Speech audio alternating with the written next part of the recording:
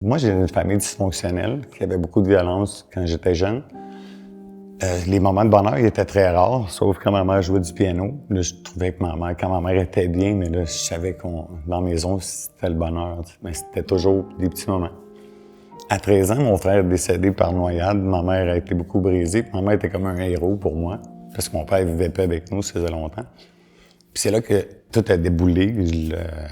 Les gangs de rue, les mauvaises fréquentations, la drogue, la prison, toutes les choses ont toutes déboulé. À 26 ans, j'ai un de mes amis qui est mort dans le métro devant moi. Ça m'a vraiment perturbé. Là, ça a été l'autodestruction jusqu'au bout. Je pensais longtemps que je voulais mourir. Jusqu'à ce jour-là où j'étais rendu au bout, puis je réalisé que je voulais pas mourir. J'étais en thérapie avec un psychothérapeute après un suivi d'1 an et demi. Ça m'a beaucoup aidé.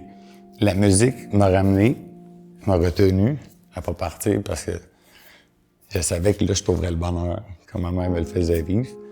Fait que je me suis lancé dans la musique. Puis aujourd'hui, je vois mes enfants grandir, mes petits-enfants. Puis c'était ça que je voulais pas manquer. Puis aujourd'hui, je suis tellement content de vivre ça.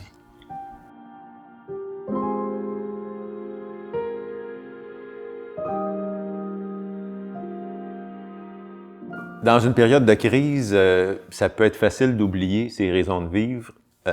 Vous autres, votre raison de vivre ou vos raisons de vivre, c'est quoi? Quand on est en crise, on ne croit pas à ça, c'est des belles journées et tout, mais il y en a. Puis je pense que depuis 10 ans, je crois que j'ai trouvé plein de belles raisons de vivre. On a créé un organisme avec ma conjointe. On aide, on fait investissement, on aide en santé mentale. Puis juste ça, c'est comme gratifiant tellement. Si j'aide les autres, mais ça m'aide par en dessous moi aussi. On le dit pas, mais on le sait. Ouais. Moi, je l'imagine souvent en disant que la vie, c'est un beau jeu. OK? Mais tu peux, dans un jeu, il y a toujours des étapes. C'est un serpent échelle, ça bouge la vie, mais c'est un jeu, puis c'est le fun de jouer à la vie, puis de profiter de cette vie-là. Ce qui nous rattache, bien entendu, c'est les gens qu'on aime, ça c'est sûr. Moi, pour ma part, ça a fait effectivement une immense différence. Puis, les moments où dans toute la construction de mon suicide, il y avait toujours cet élément-là pour moi de dire, ben, si je pars, il n'y a pas personne qui est revenu de l'autre bord, il n'y a pas personne qui est venu nous dire, si tu vraiment mieux l'autre bord. Puis, ma crainte, c'était tout le temps de dire, je vais-tu me fourrer, là? Je vais-tu me tromper? OK? Parce que tu peux pas revenir, là. OK? Et moi, ma crainte, c'était de m'ennuyer de ma blonde.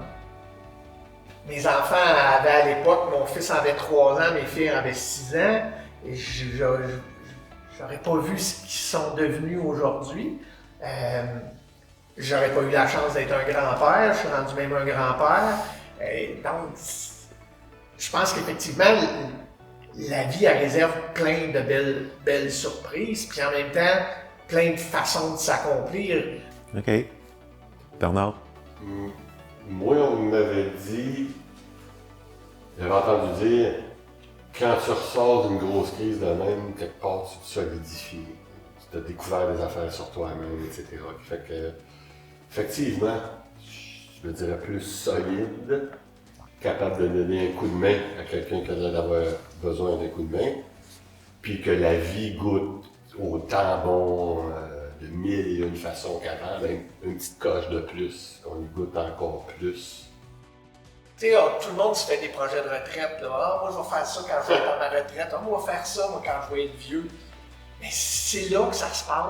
Donc, moi, mon projet d'ébénisterie, je me le disais tout le temps, quand je vais être à ma retraite, je vais aller suivre un cours d'ébénisterie. Mais quand je suis sorti de ma période de crise, là, c'est une des premières affaires que j'ai été faire. Je me suis dit, c'est là que je vais le suivre, mon cours d'ébénisterie. Ben, c'est pas à 65 ans. Premièrement, la vie, là, tu n'as pas le contrôle par contre. Là, tu peux partir de même. Autant d'en profiter là. C'est sûr que moi, là, depuis que je suis sorti de là, de 28 à mes 55 ans aujourd'hui, là, j'en ai fait en crise des affaires en 27 ans. OK? Parce que je voulais pas rien manquer. Moi, là, c'était comme, j'ai passé proche de la perdre. Mais non, mais aujourd'hui, là, c'est comme, je vais en profiter au maximum. Ouais. De votre côté, les gars, vous autres, est-ce qu'il y a quelque chose qui a réussi à vous retenir à une de vos passions, à une de vos raisons de vivre pendant que ça allait vraiment pas bien? Ben, je pense que les passions sont très importantes. Comme ça a été la musique. Comme si tu fais du testing comme papa pendant son projet d'ébénisterie, qui a fait 65 ans. Je pense que quand tu aimes quelque chose, c'est ça qui va t'aider à. Tu plonges dedans, tu oublies. Tu aimes ça, qu'est-ce que tu fais? Même quand on est jeune, on pensait pas avant de faire un métier de quelque chose qu'on va aimer. Souvent, on aimait des choses, les parents disaient ah, c'est pas payant ça, tu sais.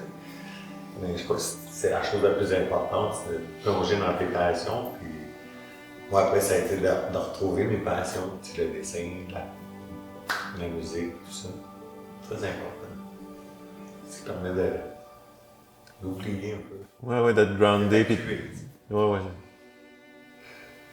Moi, sur le coup, une petite affaire, les 2 fois, j'ai eu un moment dans 5 minutes, 10 minutes, où je me suis fait un genre de promesse. C'est comme si la vie m'a dit « Tu vas revenir ici ». Une fois devant un paysage splendide, puis l'autre fois aussi, c'était un paysage assez... j'ai eu un petit moment de calme puis de sérénité, puis j'ai dit « Tabarnouche, je vais être ici. » OK. Juré. Puis j'ai oublié 6 mois. C'est bon, 6 mois. Puis voilà, 6 mois après, ou un an après, ou 2 ans après, je suis retourné à la même place en disant ah, je me l'étais promis. Ça fait une petite différence, je pense. Messieurs, merci vraiment beaucoup. Vous êtes très inspirants, puis c'est vraiment formidable de voir votre ouverture, puis votre partage. Un immense merci. Un immense merci. Merci à toi.